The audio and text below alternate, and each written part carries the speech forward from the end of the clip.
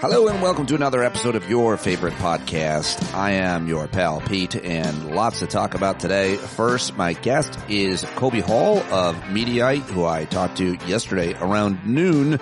So before the political assassination, or at least we think that's what it is. I suppose somebody could have shot a gun in the air and a bullet landed on Charlie Kirk, but it certainly does look like he was hit by a sniper from a pretty long distance away. Colby and I talked before the shooting in Utah at a college of one of the most influential right-wing provocateurs that we've ever seen, Charlie Kirk, and so that conversation does not cover it, but if you want to jump to it, it certainly does cover a lot more, and it begins at 24 minutes. Also want to mention here at the top, I will be hosting a Hangout that is for paid subscribers. If you're a paid subscriber, that gives you access to the Hangouts, which gives you access to our community that we are building slowly but surely, and I'm very happy to see you tonight at 9 p.m. Tonight's hangout will be at 9 p.m. East because I have to go to meet the teacher night for the final time.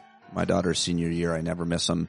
I like to know who my daughter is spending time with just so it brings us closer. We talk a lot about our teachers and stuff. So I'm going to meet the teacher night from 6:30 to 8:30, and I'll get the hangout up and started by 9 p.m., maybe a little earlier. Look for the email. So go to patreon.com/Pete Dominic if you're not a member and join us. And it's always a really interesting, wonderful conversation.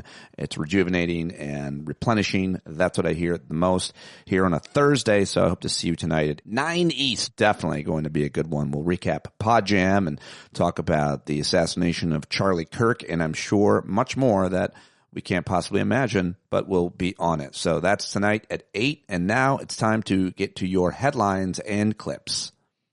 It's Pete's Headlines and Clip Show. Get in on the shit show. Yeah, shit show indeed. Of course, the major story is that yesterday Charlie Kirk was shot and killed while at a talk, a speech, a gathering at a college in Utah that will now probably forever be known for that horrific shooting. And if you saw the video, you know what I mean. And if you didn't, then don't. I don't suggest it. I don't know how. I must have been early because it got taken down very quickly by almost every single platform out there. But it was yesterday, of course, at Utah Valley University in Orem, Utah, just north of Provo. And the president himself announcing, I don't know why, if that was the most reliable source, on Truth Social that Charlie Kirk is dead. Around the time of the shooting, there was an unrelated shooting at a suburban Denver high school where my cousin, who I'm very close to, my uncle lived, and my cousin attended that high school. It's Evergreen High School, just about 30 miles west of Denver. At least 2 students had been wounded at the shooting in suburban Denver, and we didn't hear much, of course, about that because it was overshadowed by the shooting and killing of Charlie Kirk. There is other news I want to get to, and then I'll come back to this, of course. But Poland, I mentioned, shot down Russian drones with the help of NATO allies' military craft. I said this yesterday, but it marks a notable escalation in tension between Russia and NATO countries since Russia's war began in 2022. They also apparently started threatening Finland. Russia did, so that ain't good. Yesterday, also, a federal district judge ruling late Tuesday, actually, will keep Lisa Cook at the Federal Reserve Board of Governors for now. Probably not the last word on this historic case, likely to go to the Supreme Court, so that's not a good thing. Also, yesterday, divided appeals court ruled that Schittler, our Mad King, does not have the authority to unilaterally remove and replace the director of the U.S. Copyright Office. A 3-judge panel from the U.S. Court of Appeals in the District of Columbia voted 2-1 temporarily blocked Trump's Republican administration from firing Shira Perlmutter as the Register of Copyrights, who advises Congress on copyright issues. So that's a temporary good thing. The Maha report is out, Make America Health Again. RFK Jr. appears to plenty of recommendations, but not a lot of substantive details. A long-awaited follow-up of the Trump administration's Make America Healthy Again report released Tuesday aims to outline steps to improve kids' health, calling for better nutrition, more exercise, and a review of vaccines and drugs.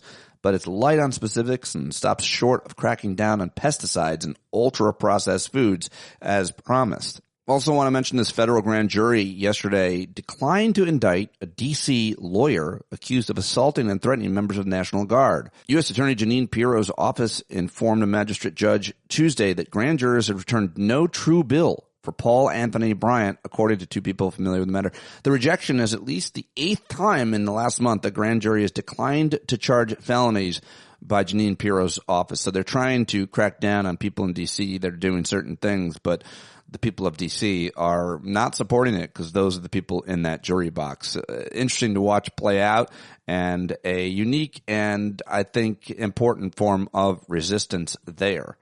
What else can I tell you? Okay, Fox News axed Howie Kurtz's media show, which I thought was interesting. And Barry Weiss is closing in on a major role at CBS News, which I also think is interesting. If you don't know either of those names, definitely look them up. Also want to mention that Chuck Schumer is going to force the Senate to vote compelling DOJ to release the Epstein files, which I was happy to hear and see.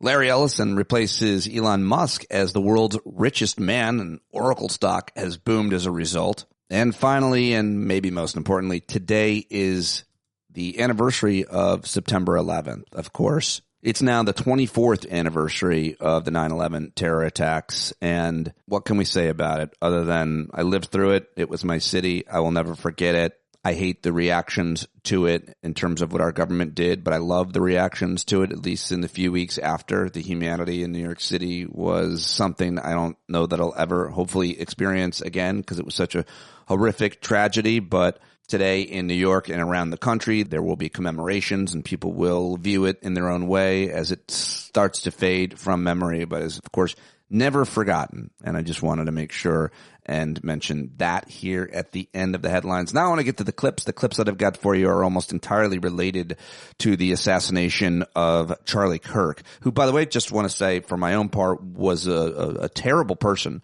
His views were terrible. He was probably one of the, if not the most influential right-wing commentator and organizer. He was only 31 years old, and he had been influencing people's thinking, especially young people, for I feel like almost a decade now.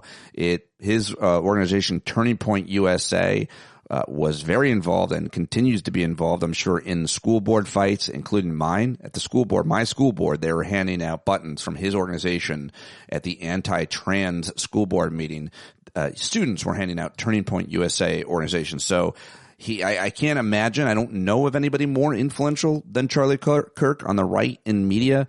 I mean, Steve Bannon is a really influential guy, and obviously there's a lot of corporate media types, and there are people like Tucker Carlson and so on, but this guy was a lot more than just a commentator. He was an organizer. I mean, he was definitely a change maker, and his impact was felt and is felt all over the country, and now he will be a martyr to those who liked him. But make no mistake, the guy did terrible things to so many people, including, obviously, the trans LGBT community. He was a Christian nationalist. He was a white supremacist. He was a misogynist, a fascist. All those things are true, and we are told that we need to lower the rhetoric. Well, I would just say those are political beliefs. Those are things that he believes. He's very, very open and honest and on the record about all of those things.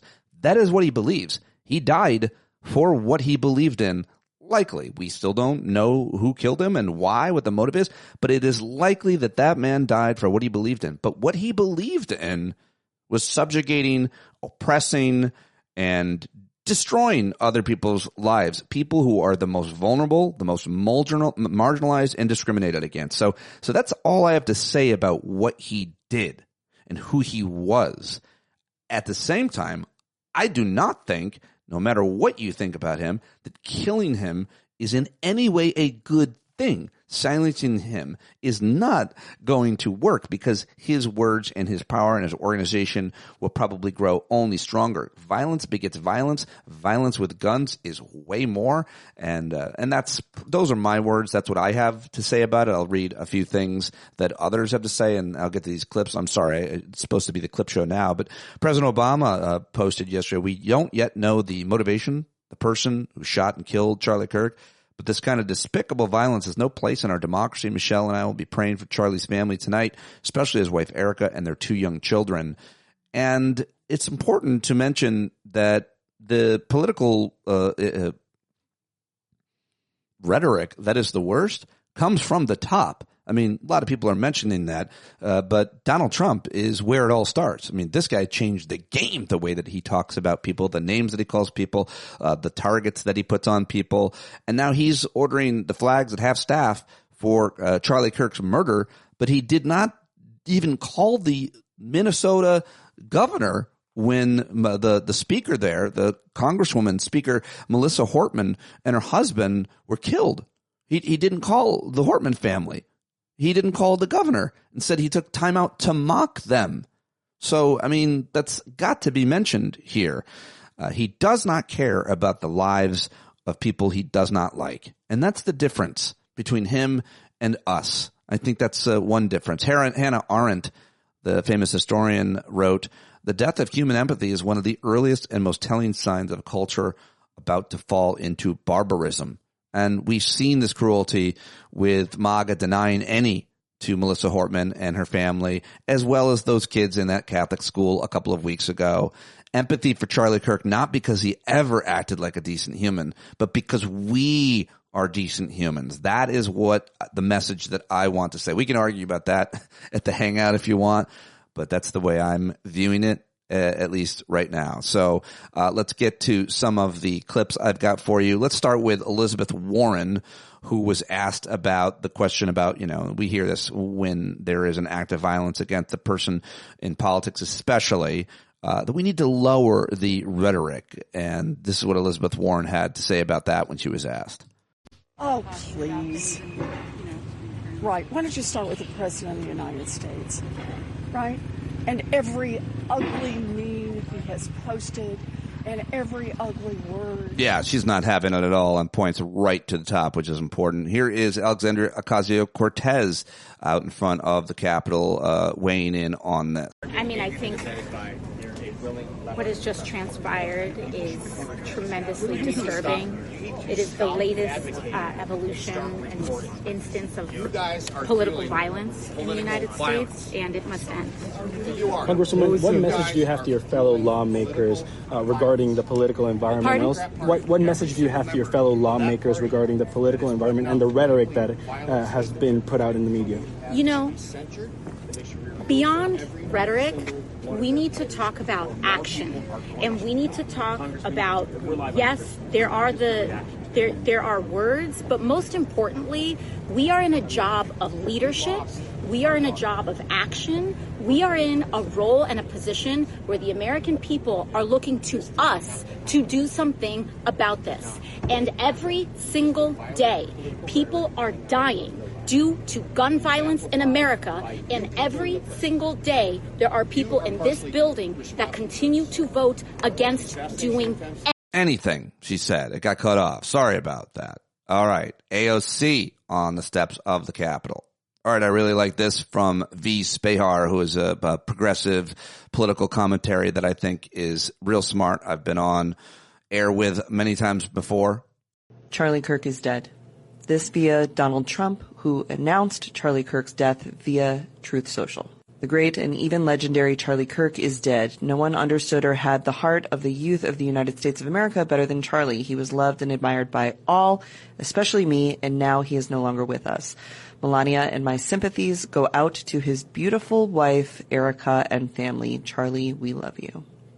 In the wake of a mass shooting at Covenant Elementary School in Nashville in 2023, Charlie Kirk said that the cost of liberty is a few gun deaths. In 2024, in a YouTube video, he said the Second Amendment is there to protect all other amendments, asserting that some gun deaths were a necessary cost for maintaining the Second Amendment.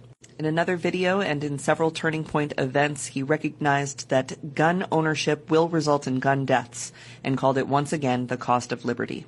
There is no justification for gun violence. There is no okay amount of people that are killed by gun violence annually that somehow make us safer.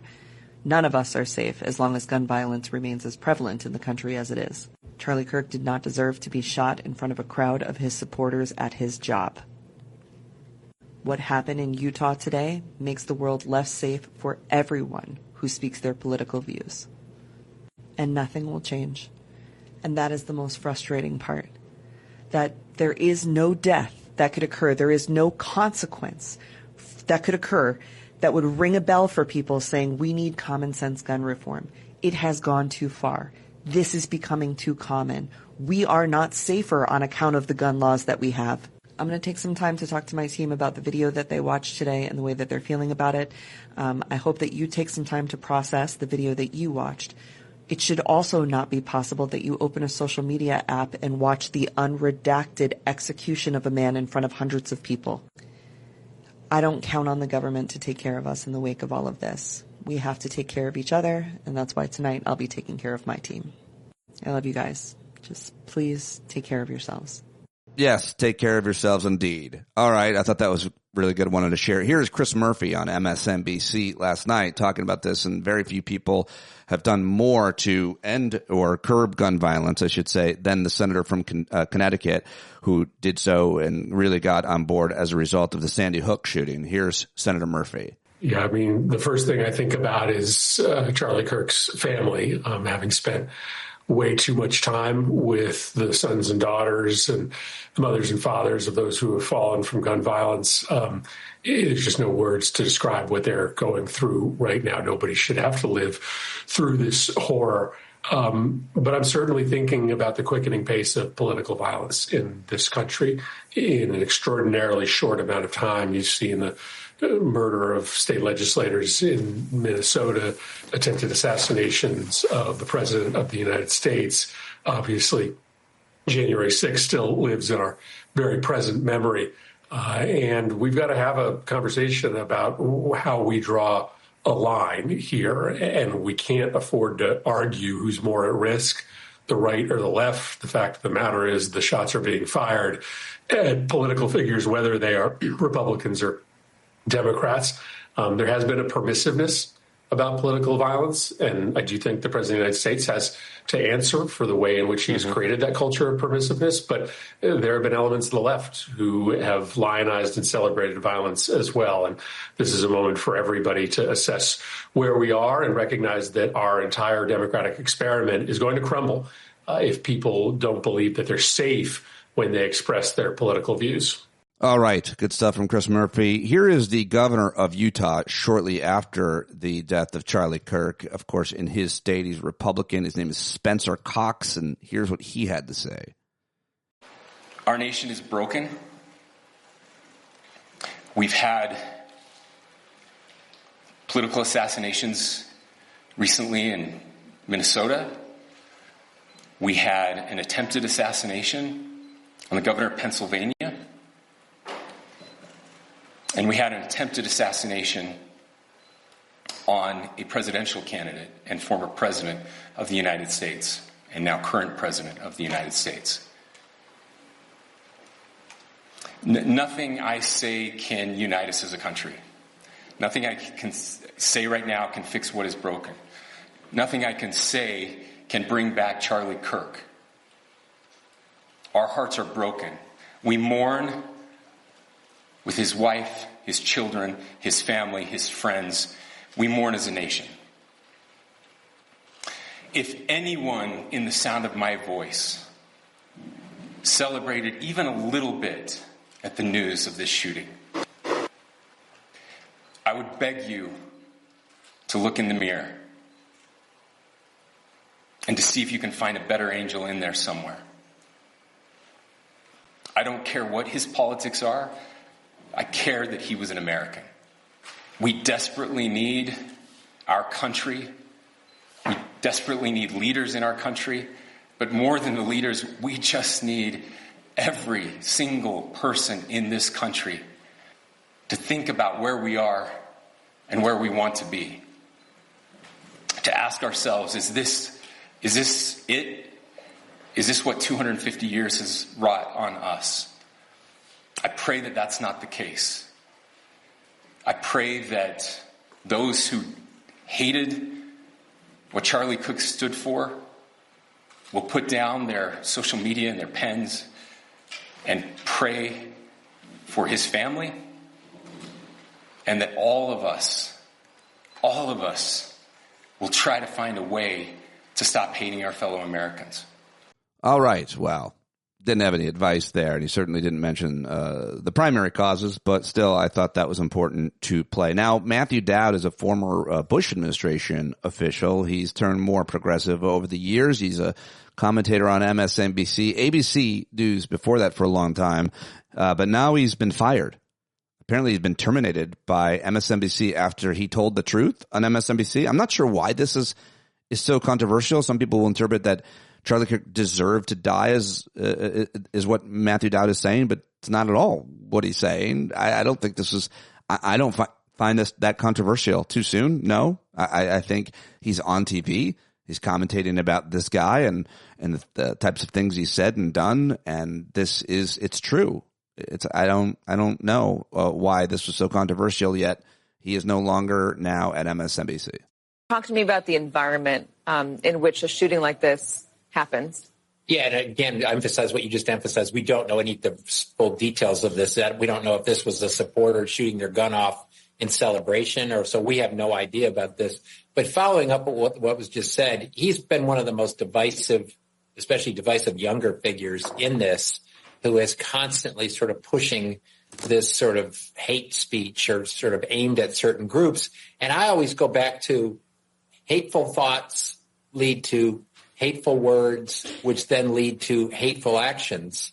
And I think that's the environment we're in, that people just, you can't stop with these sort of awful thoughts you have and then saying these awful words and not expect awful actions to take place. Matt. And that's the unfortunate environment we're in.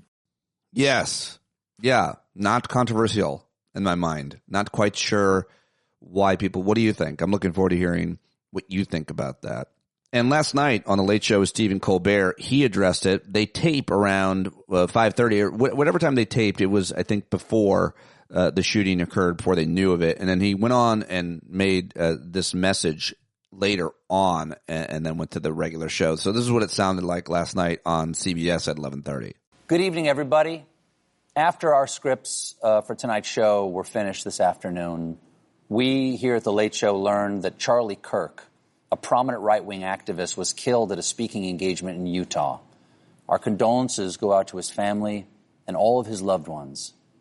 I'm old enough to personally remember the political violence of the 1960s. And I hope it is obvious to everyone in America that political violence does not solve any of our political differences. Political violence only leads to more political violence.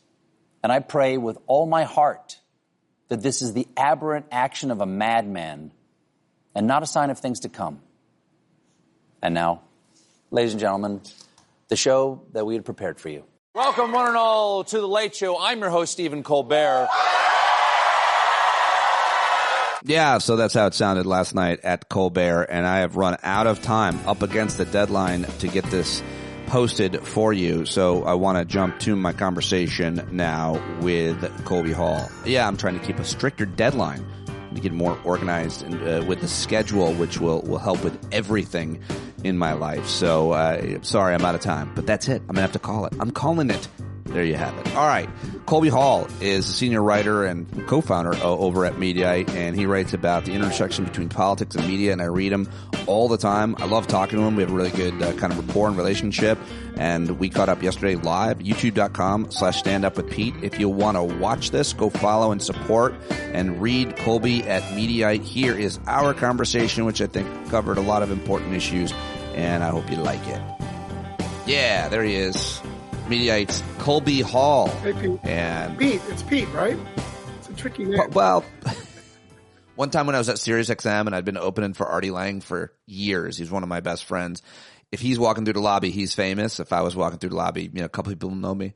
He yells down from the mezzanine, "Hey, Paul!" And everybody just looks. I'm like, it's not Paul. You know who I am. We're like really good friends. Yeah, it's good when a famous person purposely says the wrong name. I love that. Colby Hall, it is great to see you. You have been particularly prolific of the last, 10 days. A lot of really good stuff over at Mediaite, which is my favorite stop of the day. And I always look to see what you're writing. So I want to go through all of it. So thank you for joining me.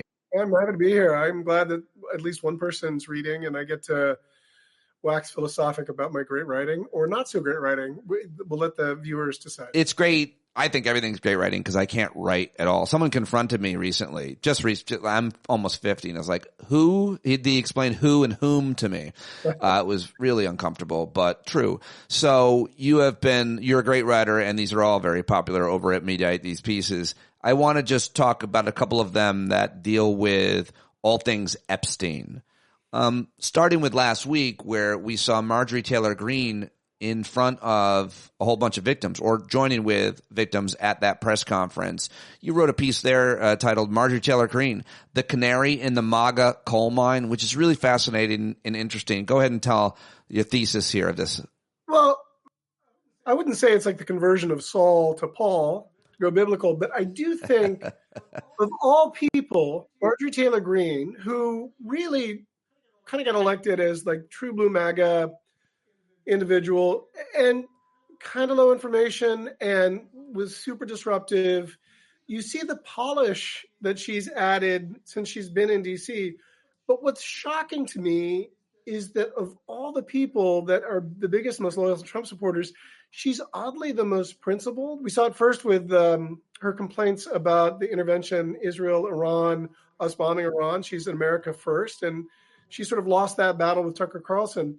But the fact that she is really sticking to her guns and doing, I think, you can't argue that it's undebatable that she's sort of helping and promoting with Ro Khanna these Epstein victims, right? So she helped organize and spoke truth to power. While, all the Republicans, all they do is sort of fall in line and support Trump. Trump wants this story to go away.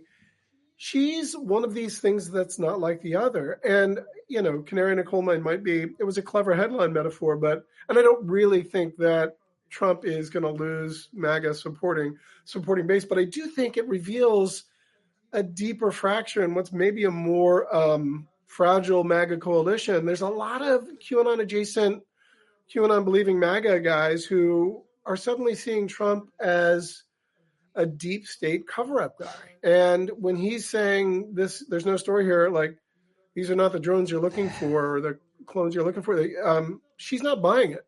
And so there was this moment on Fox News where they cut to her live and she started openly saying, like, the truth lies with the DOJ. She was not saying Trump DOJ, but she was criticizing the Trump administration. And what did Dana Perino do? She cut right away from it because they couldn't bear to see something critical of the Trump administration on Fox News for fear of angering, the guy that they don't want to anger. So I think, as goes Marjorie Taylor Greene, so goes some of her base. And that could, that's dangerous for President Trump. There's always this question with politicians of any stripe, much less media types, how much they're using a victim of anything, a victim of any crime. In this case, we're talking about the Epstein victims. And there's obviously a real question to me when it comes to domestic abuse or domestic violence, sexual violence. I'm not saying it's partisan, but I think Democrats have a record of the Violence Against Women Act, and they're supporting women voting. And I'm not going to call them all feminists or anything, but in terms of victims of abuse, you would think it's more of a Democratic thing to some extent. And obviously, the MAGA movement has supported Donald Trump, who's a notorious, horrible man to women in all of the ways, and a lot of people work for him are as well. It's like part of how you get in. But in this case, when it comes to the Epstein victims, I still feel like you knew they didn't actually care about the victims, Colby. They were always just kind of using them, but now they're attacking them in some cases. And, nothing could be less surprising, but maybe Marjorie Taylor Greene and some of the other women who have been victims of sexual violence are being consistent when it comes to victims of sexual violence. And they weren't necessarily using the Epstein victims because they've made a flip here, certainly. So it would seem that would be a consistent principle that you might be pointing to. That's a great point. And I will say, I agree with you. I think the exploitation of victims, whether it's sexual abuse or murder victims, is a very deeply cynical, sort of horrible thing that politicians do. And I think you can fairly argue happens more on the right under like a very kind of sloganeering, sort of very basic, zero nuance point of view. I think in this instance, though, getting back to the Epstein victims, they're taking ownership in this, and they're part of that. And I think Ro Khanna deserves just as much, celebration for this as Marjorie Taylor Greene. It's just weird that she's the one that's like leading the charge in a story that is so politically damaging to Trump. And the more they want it to go away, the bigger it gets. And I don't think the story's going away anytime soon. Well, I wonder about that. That's what I want to ask you next. And how closely do you follow the kind of QAnon, dark MAGA media? They're so influential. They've got millions of people watching and viewing them. Tucker Carlson, by the way, is like I think number one. Is he number one in like podcasts or YouTube or whatever that in that world? And I don't think he's a true believer. I think he's just leveraging that because he knows that there's an audience there. I think he's kind of nihilistic. I don't follow it that closely. I follow it more closely. To me, it seems like it kind of as abated as a this idea that Trump is Q and all that stuff. It just seemed so moronic, and so I don't pay that close attention to it. Given that, fine. To the question you said, or my question is, you said this isn't going away anytime soon. Play that out, and why do you think that? Well, I think a few things. I think there's more to the story, and I don't know what the end result is. I don't think it's nearly as bad as anyone would hope if you're anti-Trump, but I do think there's enough adjacency there that it paints him as a terrible person, elitist who was aware of bad things and probably did nothing. I think the larger issue is that, there's a reason why Bigfoot still exists as a conspiracy is that you can never find him, right? Like that's the sort of, you can't prove a negative, right? Like, you couldn't prove that Saddam Hussein had no WMD because that's the burden of proof. That's a logical fallacy. And so these conspiracy theories who ginned up, and was ginned up largely by Kash Patel, Dan Bongino, Pam Bondi, and a lot of Trump surrogates, they've created a monster. And now that they're in power and are saying, oh, the story's closed, there's no there, it doesn't add up, but also conspiracy theorists are going to conspiracy theory, right? Like they don't take no for an answer, and they will only believe that there's part of a cover-up. And all the evidence suggests that there is. Like, Andrew Bates had this great moment that I wrote about. He's the former deputy spokes for Biden who kind of became their attack dog. Yeah, this is a really good piece. I read this one. This guy, Andrew Bates, who was former President Joe Biden's, what was he? I don't know why I interrupted. He was like deputy spokes or deputy communications director, and he kind of played the role under Biden to push back at like Fox News narratives. And he was asked to testify about Biden's cognitive decline, which I think that was clear decline, but that's a whole nother story. We're looking in the rearview mirror. As he enters the elevator, I think it was Washington Examiner or Newsmax reporter was like, "What did you know? Did he even blah, blah, blah?"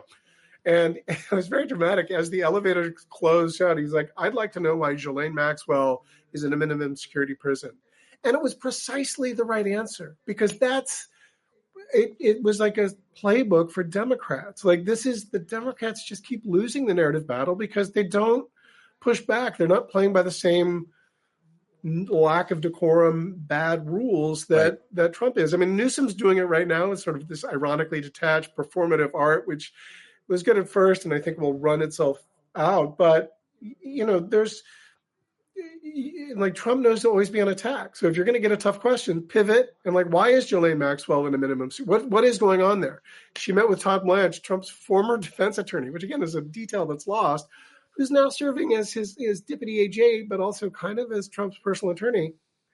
The one witness in this terrible crime or series of crimes has suddenly got a better deal. Like, what is going on? Well, you were also good to mention this thing that's kind of gone under the radar, in my opinion, at least, this guy, James O'Keefe, this son of a bitch, right-wing activist, hidden camera guy who's destroyed a lot of lives out of context and sometimes legitimately, probably, to give him some credit. But he did this hidden camera trick to a Department of Justice official who, on camera, not knowing it, but claimed that Trump's Justice Department cut a deal to keep Ghislaine Maxwell quiet. He says it. If you haven't seen it, you should go watch it, but you did good to mention that. What do you want to say? How is that going over in MAGA or in general? Well, so we're very careful with James O'Keefe stuff because I know him. He's done some interesting things. He's not a reliable arbiter, right? What's fascinating, and I think most newsworthy about this, isn't just that some random dude at the DOJ was saying this, because you don't really know context. Was he just a guy that was talking shit? I mean, I think that happens a lot. The larger story is that James O'Keefe, who did a lot of sting operations and hidden camera stuff to like pin Democrats down and to try to embarrass media members and all this stuff, he's now going after Trump officials for Epstein stuff. So we talk about, Marjorie Taylor Greene being a canary in the MAGA coal mine, so too is he. And, we need one more to see a trend. Like 3 is the magic number. But this is evidence to the idea that there are people that aren't buying the Trump administration Epstein spin. And that's kind of answers the question you asked earlier, like, how does this play out? This is why I think, QAnon aside, this is why I think this story's got legs, because a lot of these conspiracy theorists, they're against the deep state. And the deep state has always been sort of like inside Beltway, kind of pro-Democrat lifers. Yeah.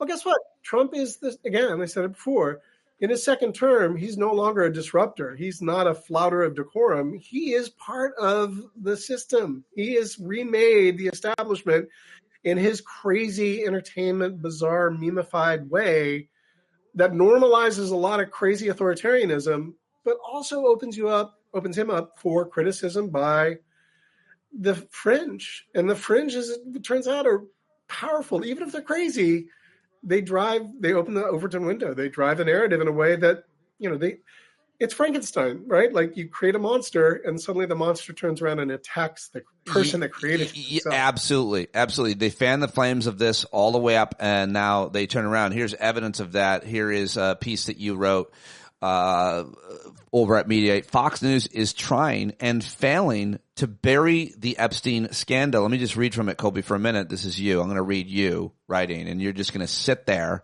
and watch me reading your writing. The Jeffrey Epstein story is everywhere. Capitol Hill hearings, newly unsealed documents, lurid details splashed across front pages, and endless dissection on cable news. It's one of those rare scandals with genuine bipartisan reach. Democrats and Republicans alike want answers, and the public is riveted. Unless, that is, you're watching Fox News. According to a transcript search database search over the past 3 weeks, Fox mentioned Epstein just 429 times. CNN clocked 3,668. MSNBC, 5,624. For a scandal this dominant, Colby writes, the disparity isn't just surprising, it's damning. The most watched cable news network in America is barely acknowledging one of the most talked about stories in the country. Whew, that's a big deal. That matters. It's great writing, and I have to admit that my ghostwriter, I was bringing up my dog. Oh, you missed it? You tried to bring your dog into frame, and the dog ran away, and you failed? I did. It's like, let's recut. Let's do it again. Get that dog over here. Well, so the story, thank you for reading that, and it came out well, and that story did really well, actually. I think it got a Drudge link. Anyway, the story behind that was that it started with the terrible jobs report last week, in which 22,000 jobs, a revision of June numbers that were negative 12,000.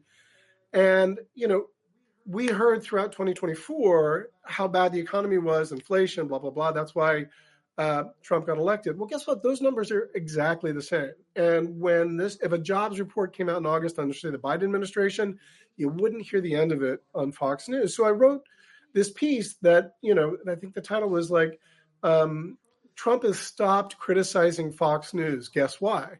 And the whole point was they're just bearing negative narratives, whether it's the economy, whether it's sort of filleting Putin with a red carpet while Ukraine still is fired. And then on Monday, like I sat on it, and then on Monday, this tranche of Epstein files came out, and I noticed how is Fox News covering this? So Snapstream is a video service that is like a database of transcripts, and you can just search terms based on, it's not precise, but it gives you a clear indication.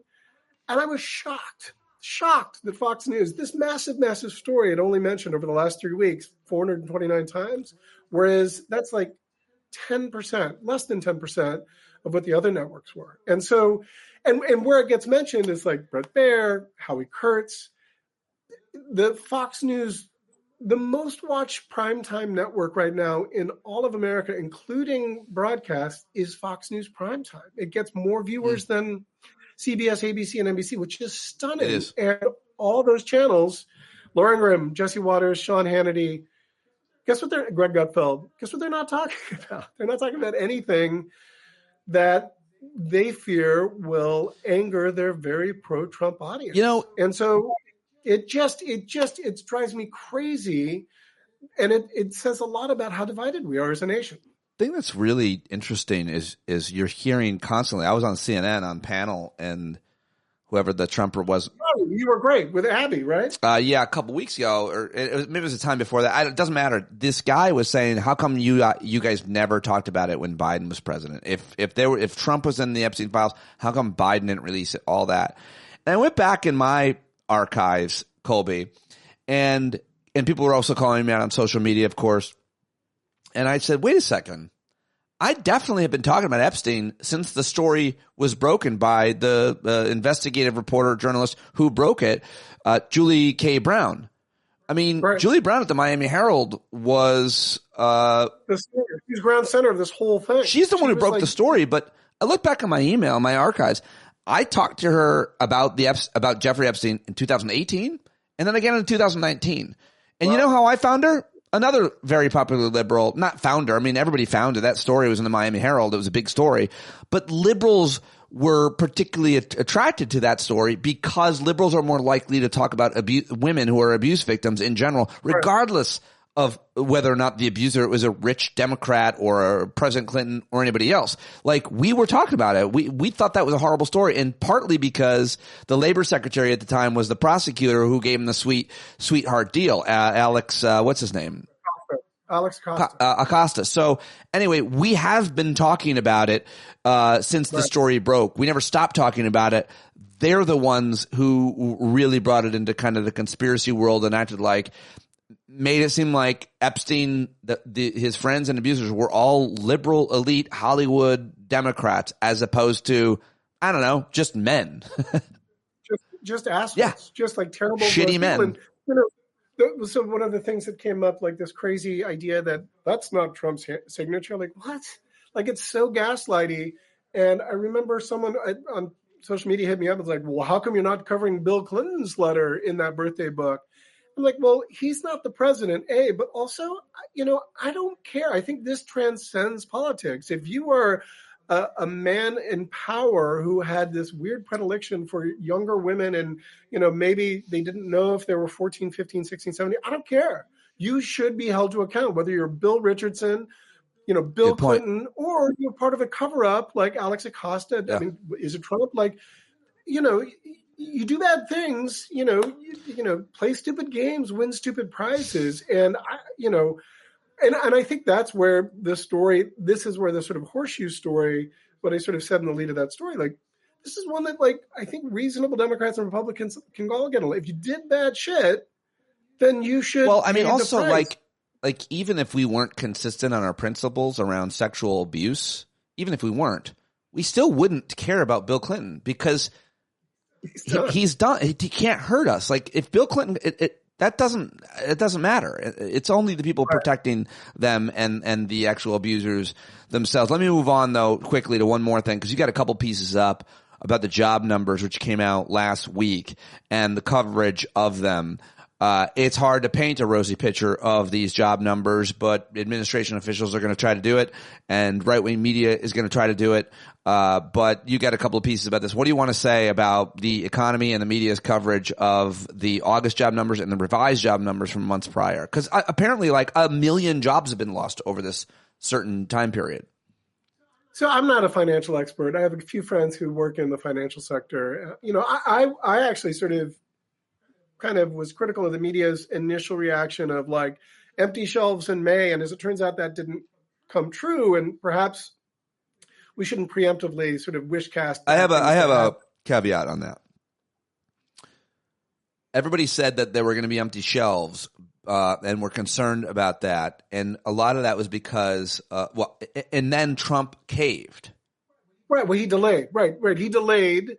And so the whole taco meme. But guess what? The delays are over. They're now in effect. And people who are smarter than I, who know this better, believe that sort of the Sturm und Drang, the ominous clouds, the gloom and doom, will actually sort of reveal itself in October, November, right in time for the holidays. And so I made this it's kind of a depressing point, but, and it kind of ties into this other thing that I wrote.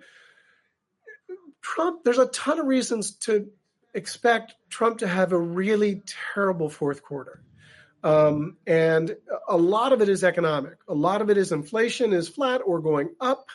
The prices, you want to know why Mom Donnie's a hot ticket in New York? Because he's the one guy that's saying this city can't only be for the super wealthy, right? And I think that, and Trump is, super corrupt, making a ton of money off of his crypto and meme NFT bullshit.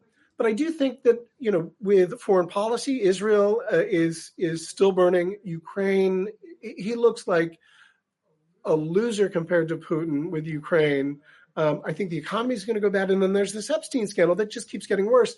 And then the point that I make is that the fourth quarter should be terrible for Trump, but I'm not sure that the media landscape is such that it will really matter, because Fox is such a huge and influential, powerful force for a lesser informed viewer that he just is this narrative master. And I hope it's not true. I think that it shouldn't be true, but there's never been a more important time for responsible media to find its voice. And because you see a lot of these corporate media outlets are really cowed, or, there's this chilling effect from, an FCC, Brendan Carr, who's like threatening lawsuits against, we don't like your coverage, you're anti-Trump. Like, well, no. That's not how it's supposed to work. And so they need to show some courage and bravery and say, like, nope, shit's going really south under Trump, and I don't care if you're going to sue us.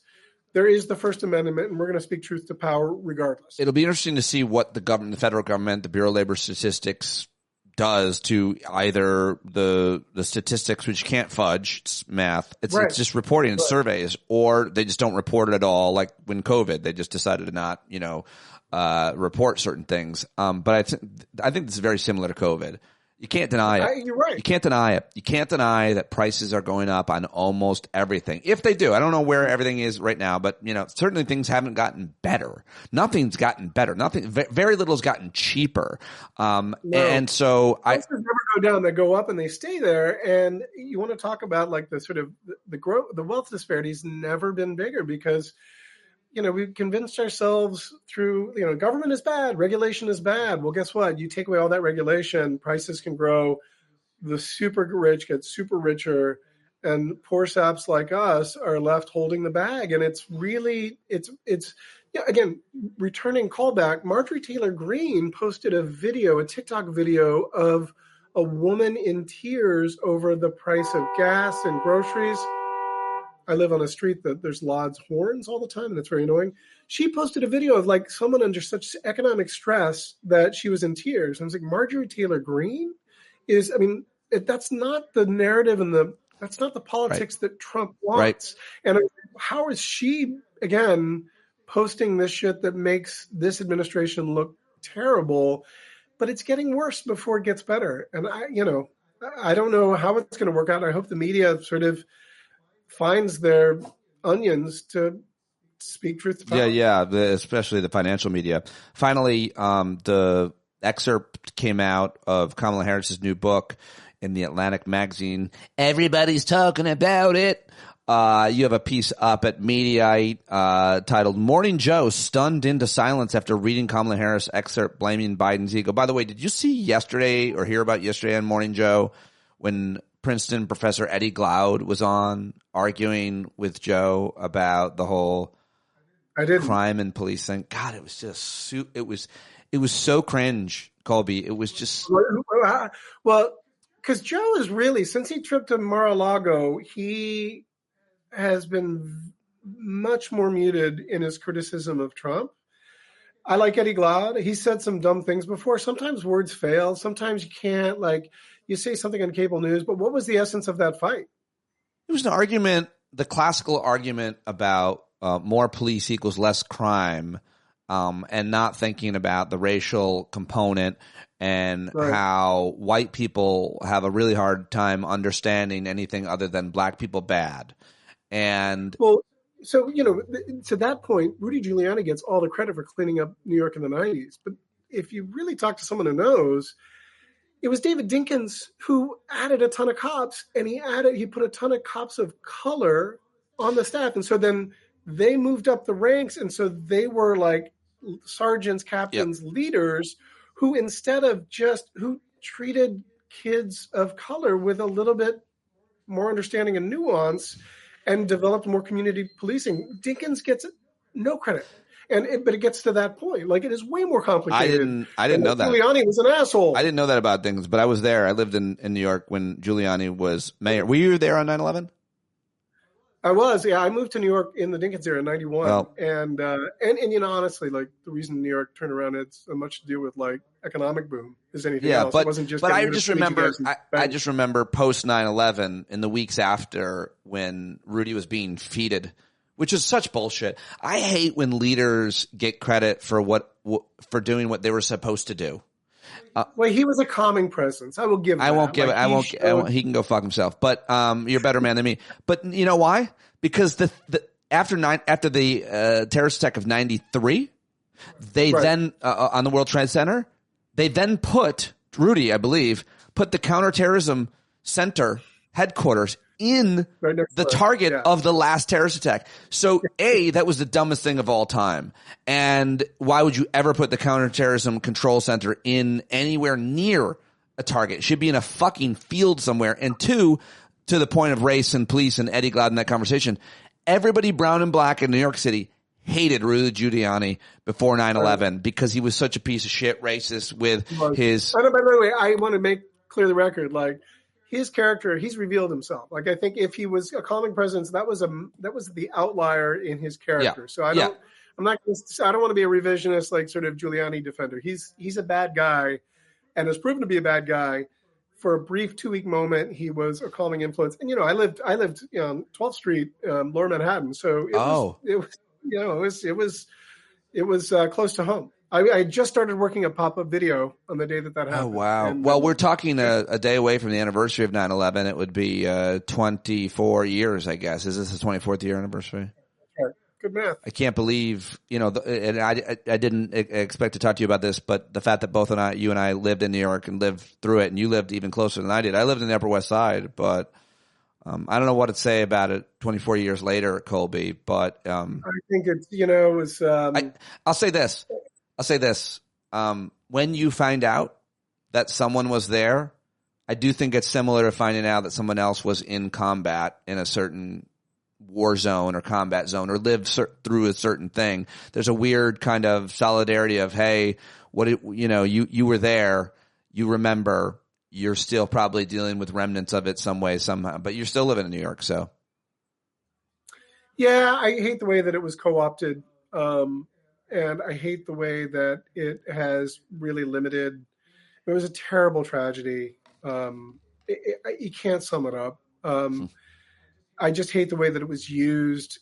Someone wrote that it was a local crime act, not an act of war, which is kind of overstating things. But the way that it was used to sort of invade our personal lives and take away a lot of liberties that were then sort of used as cudgels against us is I think has a more lasting effect than the 3,000 terrible tragic lives. I think not only that, but my bigger beef was, of course, the invasion of Iraq and using 9/11 as a reason for that, and terrible, and a generation of veterans' lives being destroyed, not to mention innocent Iraqis. But let me try hard to get back to Kamala Harris's book, and sure, the big book came out today, and then the news there was that she said that, you know, in hindsight, that, you know, she maybe showed too much loyalty and grace to Biden, but maybe, you know, what was at stake was too big for that Jill and Joe Biden's ego kind of got in the way, and they showed some recklessness. And I think actually it was Jonathan Lemire on Morning Joe that said it best. And he's a neighbor, he's a friend. He was like, look, you cannot discount the level of animus and anger within the Democratic Party to Joe Biden for running for re-election. And, I think even though she said on Colbert that politics is broken and she's going to sit out for a while, her future is in the public sphere, and she needs to create some space between being a loyal, sort of hype man deputy to Biden and find some space within the Democratic Party that says, you know what, in hindsight, that was wrong. What's interesting is that the reaction, like on Fox and Friends, was like, oh, she's a backstabber.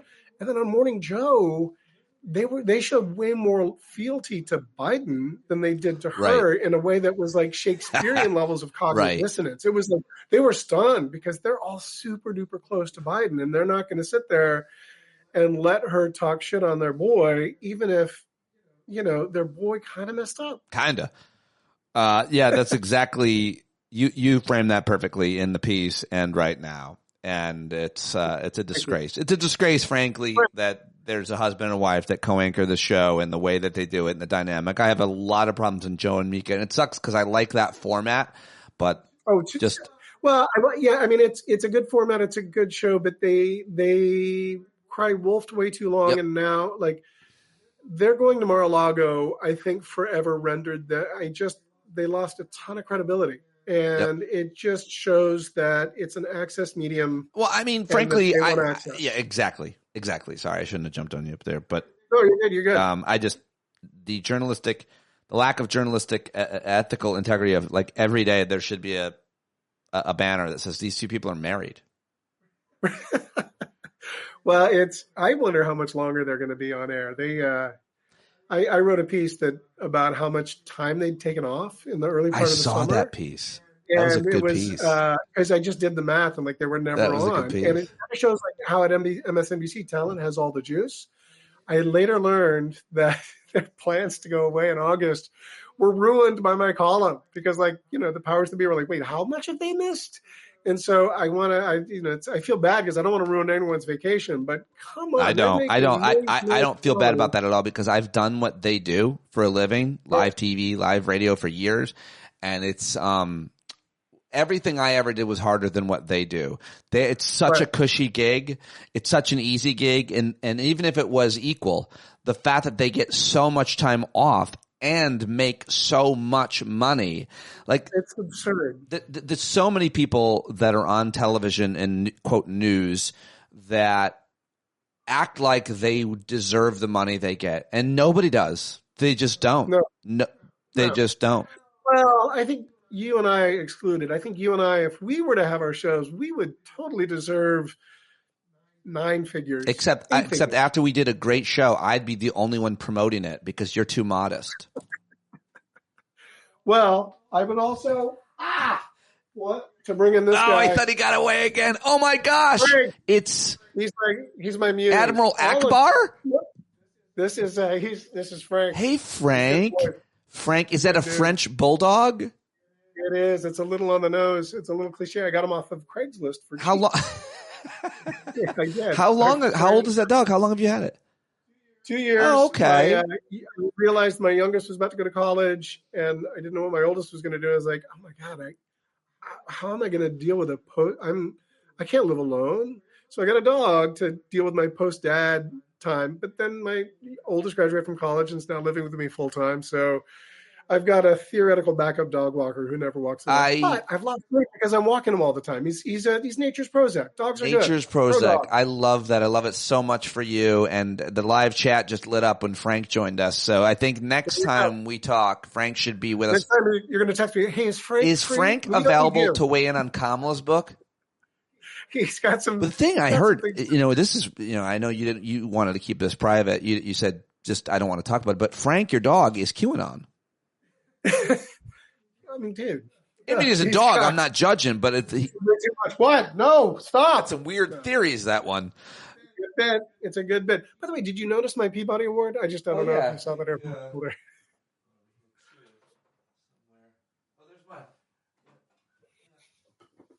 I will match your Peabody, which is for a far lesser talent. I was a fluff at the Colbert Report. When we have our own show, we're gonna wear them with a big dookie chain like Flava Flav. The Peabody Brothers. Oh, wow, that's impressive. That would be Syracuse lacrosse camp MVP, 1988. I can't compete with that. Sorry, buddy. I think I just finished you. Yeah. I think I just destroyed you. Good. And a piece of the original Colbert Report set. Wow. That's awesome. Yeah. That's worth. That's terrific. This is when my career's over and I'm scraping by. I would like to see a return to the Colbert Report because I think that was the single greatest political. To never be done again. It's too late for it, but I think. I don't know. I mean, remember the last episode that Colbert became immortal, like Santa Claus. Imagine if he came back. Like his next thing was to go back to that character. That's what I'm saying. Like, wouldn't that be? I think that and like some sort of tweak. I think that was the hardest thing that anyone's done. Talking about an easy job, I was talking about cable news. I think that role and that job, playing that character every night for 9 years, was probably one of the most impressive and one of the most challenging things. And going from that to hosting the show he has hosted has got to be a cakewalk. So when I'm down and I kind of am depressed, my go-to is there's a great clip from the Colbert Report where he's talking about Munch Makuchi, these like letters from Muslim readers that are clearly sort of, huge ass and whatever. And what's great about it is Colbert never breaks. He can't get through the read and he just is laughing. And it's just, he's such a sweet dude. And like when a great comedic mind can't not break, It's like Harvey Korman on the Carol Burnett show. Like when someone can't break or can't keep straight, it just makes it funnier. Yeah. So that's anyone watching. Google. I don't know if it works for audio, but I might grab it and tag it if it does at the end of this conversation, which is now. And I took you over. I really appreciate your time, Colby. I'm happy. This is fun. I never dull moment with you, Pete. I'm always here for you, brother. Yeah, there he goes. Colby Hall. Go thank him, especially on Twitter, where I think he's most active. If anybody's still on Twitter that is listening to my voice right now. And I hope that you liked it, even though we didn't talk about the biggest news story of the day, the assassination of one of the most important political voices in our country, and one of the most hateful, I think it's fair to say. No doubt about it. And so there you go. All right. Well, that's all I've got for you today. I look forward to seeing you tonight at our Hangout. That will be at 8 East, patreon.com/PeteDominic. And I hope that you're taking care of yourself and those around you as much as you can, but start with yourself so that you can do all of the rest. And I will see you tonight, and hopefully Jon Carroll will be there, JonCarroll.org, to buy his new album. Take it away, Johnny. Hey, you've been sitting so long, you got the creaky knees, you gotta stand up. Stand up. I think you're driving wheels with leaking grease. Boy, you better stand up. Stand up. Well, there's a whole lot more of us who know what's right. They'll keep right on ignoring us if we keep sitting tight. You got to open up the window to let in some light. You gotta stand up. That's right. You got to rise up. You got to stand up. You got to stare the devil straight in the eye. We got to let him know it's his turn to go. See it clear when all you hear is a lie. So get up off of your butt, get down off of your fence. And even if it ain't a very friendly audience, well, they'll begin to listen when you start making sense. And you stand up. Stand up. No need to point your rifle to defend your town. Just stand up. Stand up. You know they can't deny you what you're laying down. Oh, you better stand up. Stand up. Show your face of every color, yellow, black, red, and brown. She's the place where every lost child will finally be found. There's only one thing to do before we stand our ground, and that's stand up. Stand up. Well, the founding fathers saw a land for all. They had to stand up. They had to stand up. They had a keen imagination for a crystal ball, drawing all the plans of a stand up. But all they had to go on was the time they were in, with other causes for laws, and since they weren't even sin, they knew that change was gonna come before the change would begin. They had to stand up. All right, they had to stand up. We got to stand up. We got to look the devil square in the eye. We got to let him know it's his time to go. when all we hear is a lie. Why you lying awake wondering where the money all went? It'll be the cost of freedom that'll go unspent. You can see them flee the scene of that experiment if you stand up. Alright, we got to speak up, we got to reach up and raise your voice in every way you know how. Don't be toes up, you got to show up. Ain't no better time to do it but now. No need to pledge allegiance to no wanton tribe. Rise up, show obedience to the voice inside. And listen well and it'll tell you not to run and hide. It says stand up. Oh, got to stand up. Oh, come on, just stand up. Everybody got to stand up in the darkest hour. Stand up, people got the power. Stand up. Come on, come on, come on. Come on, come on, come on. Come on, come on, come on. Stand up.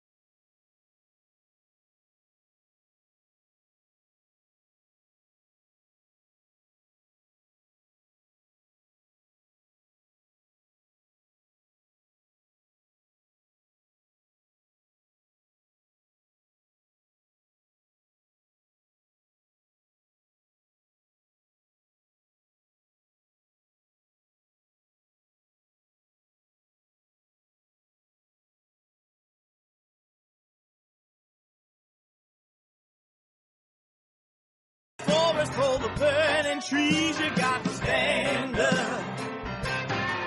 Hey, you've been sitting so long, you got the creaky knees. You got to stand up. Stand up. I think you're driving wheels with leaking grease.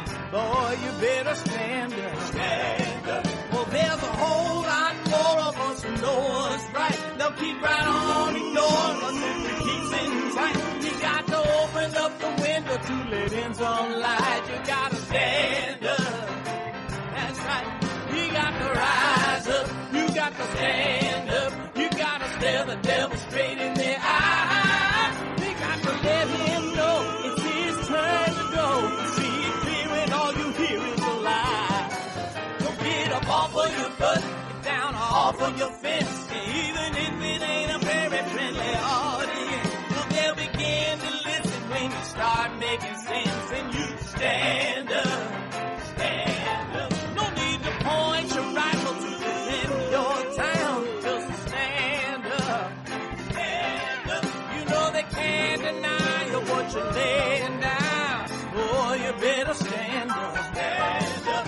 Show your face of every color, yellow, black, red, and brown. She's the place where every lost child will finally be found. There's only one thing to do before we stand our ground, and that's stand up, stand up. Well, the founding fathers saw a land for all. They had to stand up, they had to stand up. They had a keen imagination for a crystal ball, drawing all the plans of stand up. But all they had to go on was the time they were in, with other causes for laws, and since they weren't even sin, they knew that change was gonna come before the change could begin. They had to stand up.